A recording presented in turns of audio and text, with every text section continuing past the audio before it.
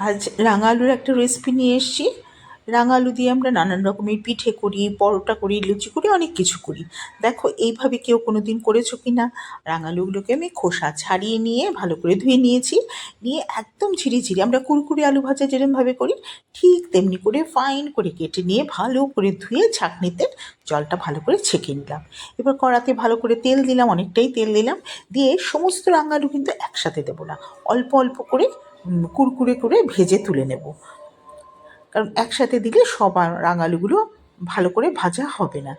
এবার কী করব, অন্য একটা কড়াতে পরিমাণ মতো চিনি দিয়ে দিলাম, আর জল দিয়ে দিলাম, আর দিয়ে দিলাম 1 চিমটে নুন। দিয়ে ভালো করে যখন রসটা তৈরি হয়ে গেল, যেরকম মোয়া তৈরি করি না তেমনি করে অতটা ঘনই কিন্তু এই রসটা তৈরি করতে হবে।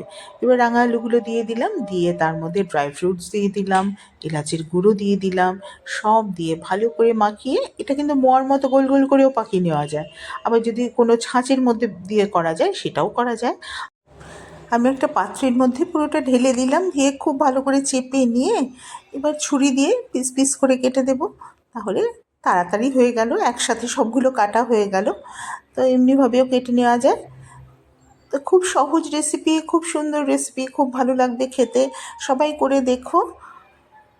আজ আসি, আবার সবার সাথে দেখা হবে, আবার পরে একদিন দেখা হবে, আবার নতুন কোনো রেসিপি নিয়ে চলে আসবো। টাটা।